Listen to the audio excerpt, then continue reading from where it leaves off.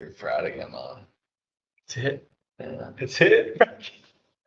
Did live. We are live, guys. Welcome back to Breaking Barriers. I'm excited today. We got my man Jon Jorge here with us today, owner at Lucco, and that's a bar and a restaurant. Yeah, together. Bar Right, restaurant. exactly. So for people out there watching right now, what is Lucco? Who the hell are you? They're like, who is this guy? Give him We're the gonna find skin. out. Give him We're the gonna skin. find out. What's going on, everybody? My name's John. I'm born and raised in New Jersey. I have a restaurant in Northern Jersey in Florham Park called Lucco, and we're gonna be hanging out for today. I love it. Let's What's going go. on, right? So how long has Lucco been around for? Now in June it's 5 years. Okay. 5 years. Okay. So 5 years. So tell us a little bit about what type of food we got there. What are we doing? What was the inspiration? The place is absolutely beautiful. So if you're in the New York, New Jersey, tri-state area, you have to go there. But tell about what was the inspiration behind the design, name, like how you came up with it. Give us that whole story. Oh wow, you want the whole thing? Give me I the got freaking you. story, I got man. you. All right. So the truth of the matter is, the name I literally made it up. You just made it up. I don't think it really has a true meaning. There's no meaning. I thought it sounded cool. I love it. So I wrote a bunch of names down on my kitchen table, And you literally boom. and that was the name we came up with. Yeah. Okay. The So Lucco, boom, Lucco. done. It sounded cool. It's easy So- to say. Anyone can say it. So what's on the menu and what's the inspiration behind the menu? So it's Italian American cuisine, and my philosophy is we're taking old world recipes and kind of modernizing them, and making them like more tailored towards what's going on here in America, right? Mm. But also getting that same vibe that you have at your grandma's house if you grew up Italian on a Sunday and having pasta and they Little call Sunday it gravy. sauce? Yeah, Sunday sauce, little meat sauce. But kind of like twisting those recipes and turning them into a more modern touch. And that's kind of like the whole premise behind Lucco. So what is your favorite thing on the menu? Which I'm sure is hard to decide. People always ask me that. But So what's the favorite menu item? yeah, If somebody's going to Lucco, it's so hard. what do they have to order? I mean, you got to order the meatballs. Like Meatballs. That's man. Is that an app or is that like That's an app. entree? That's an app. It's Okay. 2 meatballs. They're about like 8 ounces each. Okay. And Ooh, that's a nice size. people usually say they're pretty fire. Okay. It's like the general feedback. So if you go to Lucco, you got to check out the meatballs. But we're here. It's Breaking Barriers. This is the 2-peat.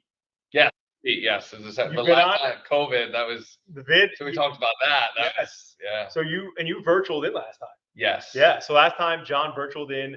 He was not able to make it in person. Obviously, we had COVID going down and stuff. So I it would was have hung cool. out with Johnny. Yeah, you would did, but again, we had COVID going down and stuff. So anyway, but what's changed? Last time we spoke, COVID was a real thing, obviously, to businesses, especially restaurants, bro. Like COVID really was messing with restaurants hardcore.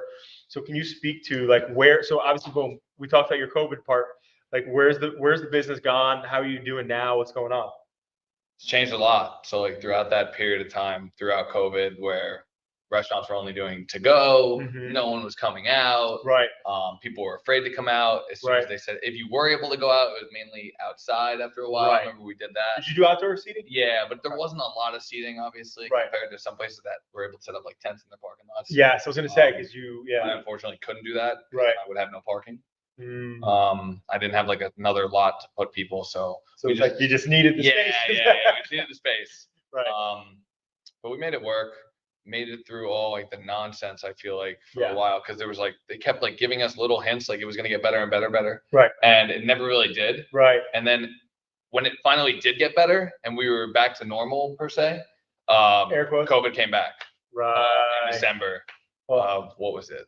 That was last year, right? It came back like, and everyone was sick again. And Right. December was supposed to be like a great month in the restaurant business, especially in New Because of all the Jersey. downturns. So that kind of like threw a wrench in the plans. But the year that we just finished, 2022, Yeah. had been the best year we've had. Let's go. All right. Yeah, and we're on track to beat that again. Okay, let's go. I love that. So again, one of the things I just want to give a shout out to, number one, I give you a lot of respect, bro, because in the restaurant game, guys who are watching in right now, if you aren't in the restaurant business, obviously we've seen a lot of stuff, but like to keep staff right during those times is not easy, right? Yeah. Because you don't want to let go of good people either, No, right? It's hard to find good people. it's tough to get them back. So right, so once you let them go, they're gone. They're gone. So you got to hang on to those people. Also when you have momentum and people coming into restaurants and then they just stop coming, they forget about it, right? So it's like a lot. So I just want to give a shout out for everybody out there, who's in the restaurant game. I know a lot of people had a lot of clients in that space. that they had to fight tooth and nail to get through everything. Yeah, every day. But I'm so stoked to hear that now. Boom, you're on the other side. Best year in 2022. 23, the year of Jordan. We're about to crush this year now. Let's go. Yeah, Jordan. Jordan year. And so, having that said, so now you're in this new world.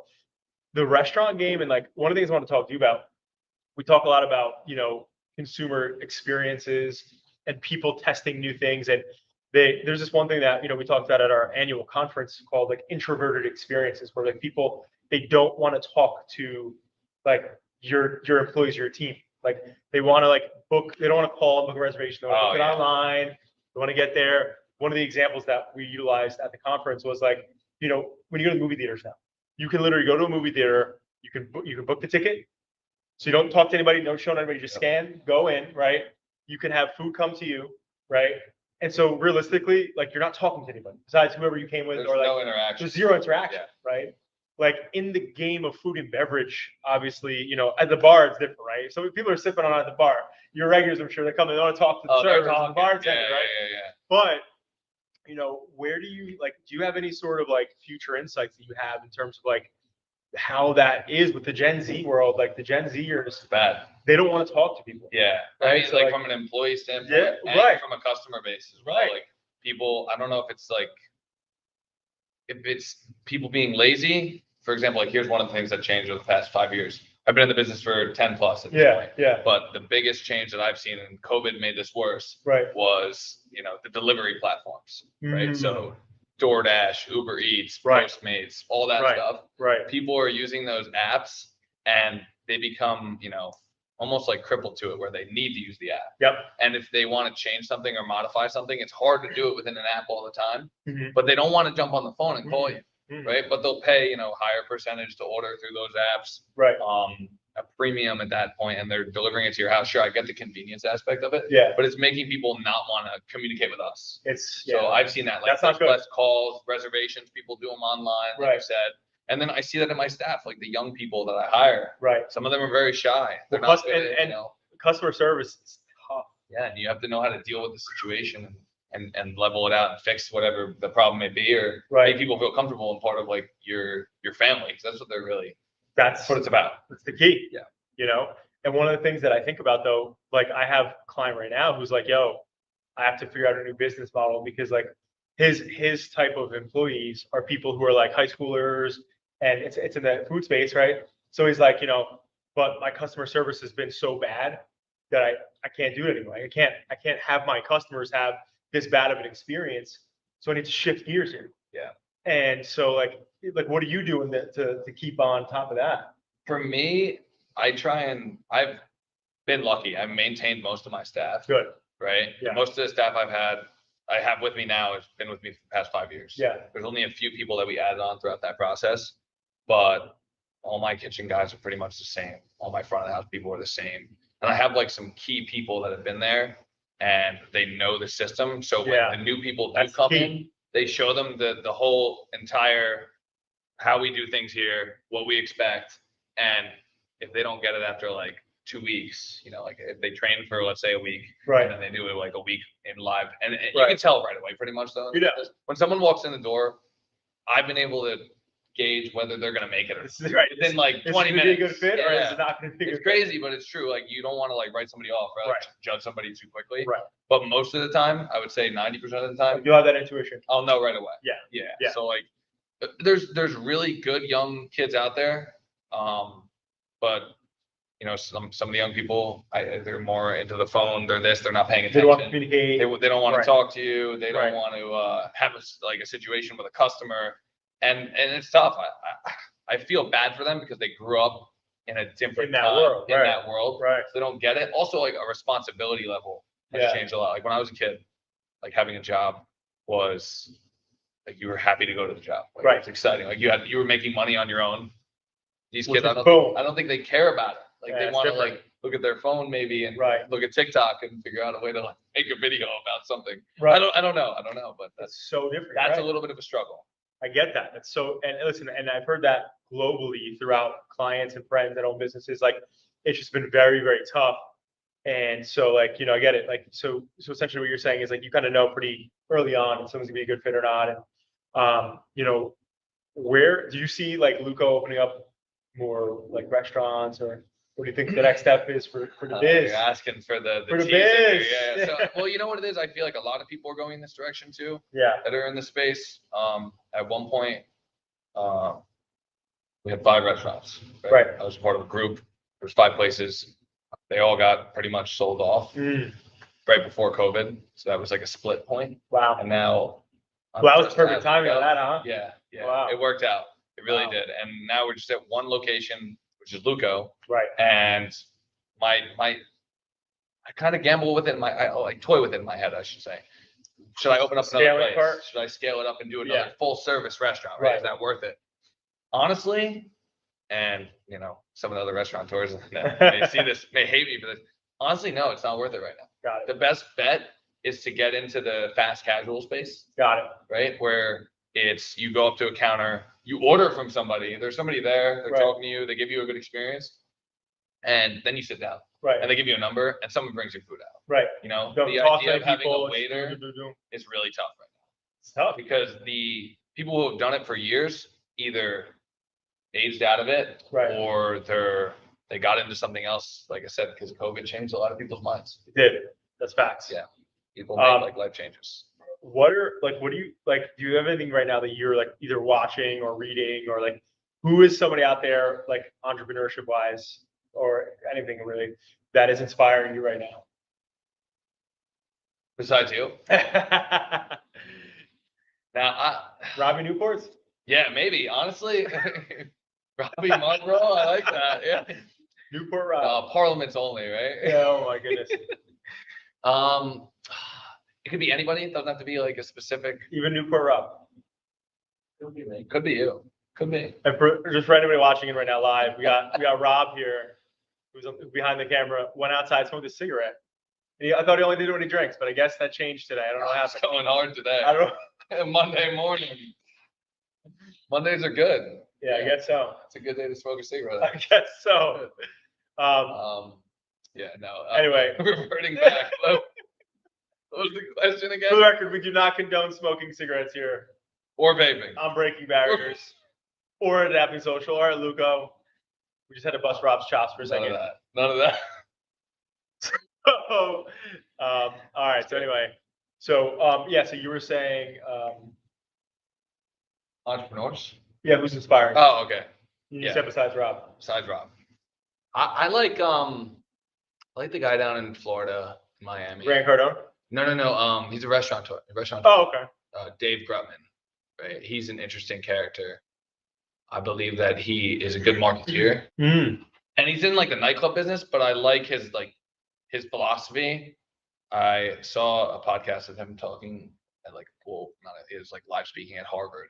Oh, so he's fucking killing it. Yeah, cool. You're speaking Yeah. at Harvard, you're killing it. Yeah. And there's like a couple other big guys out there that aren't in that, but that like from that space and like what he does marketing wise and how he gets people to his places. Right. Like that interests me a lot. I pay attention to him, and I think he does. Him and the Tao group are the best. Yeah, they're everywhere, right? Jason Strauss and those guys are really cool too.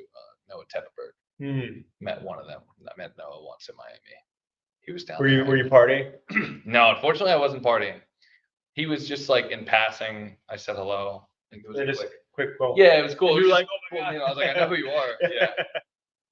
All right, so those guys are inspiring you, obviously. Definitely. So it sounds like you're saying you're gonna make a move into the fast cash space potentially.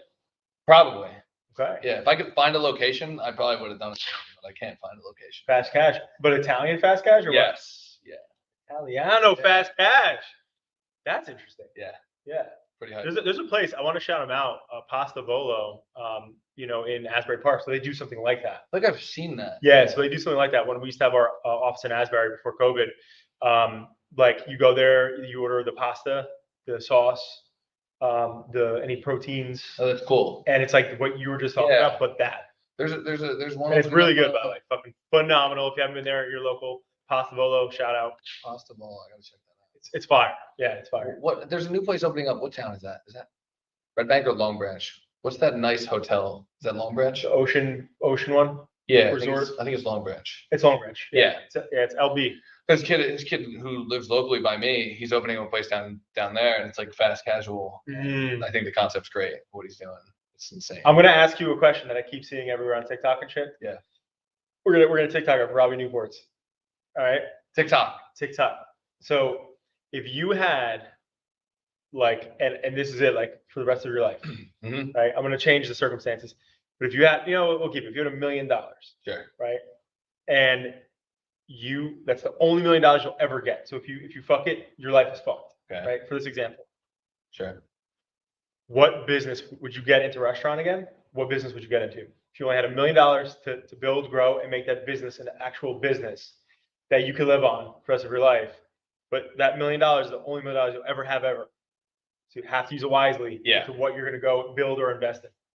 What would you put it in? I mean, I honestly, this question's gonna, the answer's gonna be rough, but here we go. I like it. I have the confidence in myself. Okay. So I'd take the money and obviously it's all up to me. It's up to you.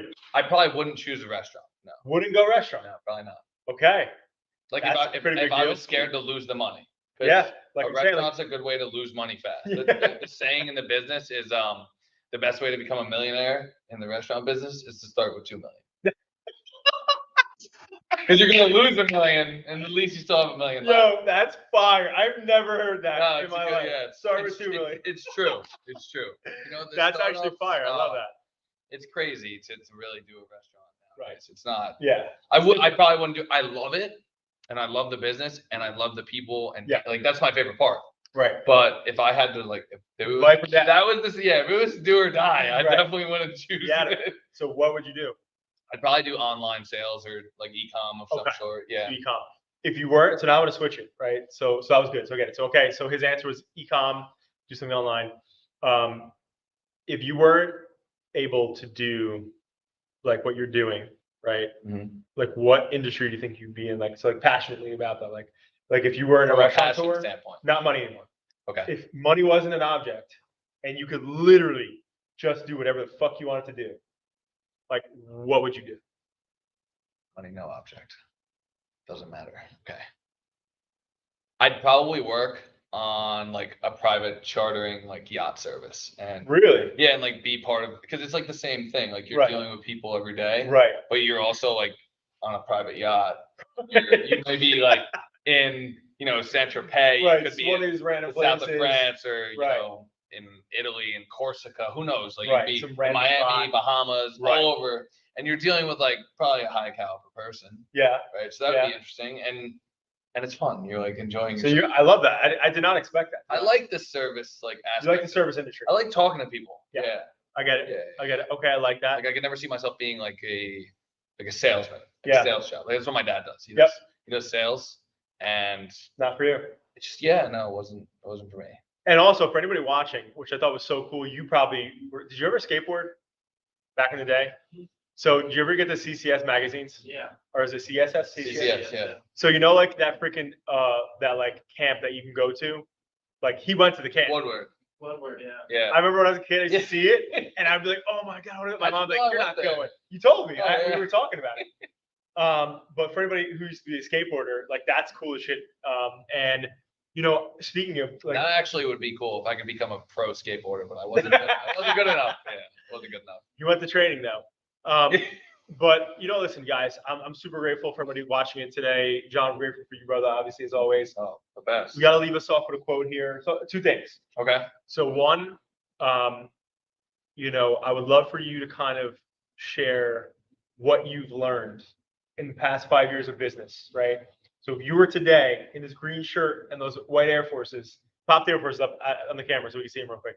Look, pop up. Air Force One, stomping on them. A little dirty. So if you were to today in his green shirt and the white Air Forces, go back 5 years. Yeah. At the beginning you start in that restaurant, what advice would you give yourself, knowing what you know now? I love the $2 million thing though. That was fucking classic. That was so classic. Honestly, I think the most important part that people overlook in every business is the people. Or the people. You have to treat the people well, which I always did. Yep. But you don't realize how much value they have until you make a mistake. Right. And I think like having good people, having good systems, being an overall positive person every day, right? Don't letting like, especially like through COVID, right? I was really going through a tough time. Yeah. And once everything like kind of ended with that and we started like going back to normal, I realized that I didn't need to get agitated over everything, annoyed, angry, react. So I what's the saying? Be more proactive rather than reactive. Whatever. Like I tried to just calm myself down. Right. And I think that was like, that's a key component. I would tell myself that 5 years ago, like, listen, like just chill. Don't sweat the little stuff. Focus on the big picture. Yeah. Keep trucking away, and things are gonna happen. I like that. One of the things I want to say to that's fire, dude. One of the things I want to say to that though is the craziest things about life and just business and entrepreneurship, but mainly life, is that like at least what I've learned is that our most challenging experiences that we've had either do one of two things. They either teach you something that you can then bring into the future, right, and learn and be better, right, and have experience, or you're gonna sob about it and you're gonna always complain about it forever. Yeah. Right. So throughout the COVID bullshit, like you could have went through like, oh my gosh, it's being shut down. No people coming in. You can't sit outside. You need a parking lot, right? Like, so it's like, but you learn something from that, right? And I think life has a way of teaching us some crazy lessons for sure that we need, right? Like nothing. I'm a big believer. Nothing happens to you. Everything happens for you, right? If you have the right mentality, everything happens for you. Right? No, you couldn't do more. And so I love that because I've been there too, right? And we're like in business, like, oh shit, like you have all this stuff going on or things are going crazy, and it's easy to just get pissed off or get like feel frantic. It's the simple thing to do. The easiest thing to do, absolutely. Right? But I think the hardest thing to do, I really judge like my own and everybody around me's character when your back is against the wall. Yeah. It's easy to be a great person when shit's going great for you, right? When everything's all happy, hunky dory, like obviously, you're gonna be great. But when you stick a Newport in your fucking mouth, everything goes out the fucking shitter. No, it's really But the bottom line though is I love that. But I want to ask just so we know, right? So in the restaurant biz, people that are tuning in right now or watching, like in the restaurant biz, what do you like? Obviously, COVID, real thing, that was hard. But put COVID aside for a second, just day-to-day stuff. What was one of the craziest days you had where you were like, I'm gonna fucking throw in the towel? You ever had one of those? Yeah. I don't need this shit anymore. Oh yeah. Get me out of here. I'm done with this. Like, give me. You don't have to give me all the details, but give me like what was going down that day. Oh, that was bad. There's been a couple times like that. I'm trying to think of like the best story. Right. I think it was actually. So people tuning in right now, so Jon right here, owner of Lucco, is about to go into like one of the toughest, challenging days that he was like, I'm going to throw this effing towel in restaurant biz. Obviously that happens often, but obviously he did not. But talk to me about one of like the crazier ones. Yeah. And you have to give all the details, right? I'll give you the details. Oh, we get the details. I think the worst day ever was when I showed up. It was when we were open for lunch. Now we're not open for lunch. But we were open for lunch. We used to be open all day. Walked into a lunch. What time are we talking here? I probably got there around 11:30. We got busy at 12. We opened at 11:30, but I showed up right pretty much when we opened. Okay. We used to get busy at 12. It was in December. It was cold outside. It's cold outside. It's a busy time. Right. The lunch it was a Friday, and the saute guy didn't show up. Produce delivery was late, and the prep girl downstairs was sick. Right. So I'm short 2 people. My chef's downstairs, doing the prep work, and I mean, no one called me to tell me this, and obviously I don't think he realized that the guy didn't show up upstairs because he was downstairs doing prep. So pretty much we had nobody to work saute, and then one of the servers didn't show up, and I'm like, what's going on here, right? So we started lunch service. The chef came up. He was rushing through prep. Right. We started running out of stuff. The guys making salad. We ran out of romaine. We were waiting for the romaine to come in. Right. Delivery was late. Oh. Right. It was a cold day. Cold December's day. We're getting absolutely demolished at lunch. Everyone just walking in the door. People are just walking in, right? Which normally, obviously, every restaurant wants. Yeah, which is great. And everyone was actually the best part about the whole thing is that everyone left happy. I don't think there was any complaints. Huge. That's huge. Like it was more just like from a from a mental standpoint of what was going on around me. Like the employees didn't show up. This guy's like working on a station he's not used to working on.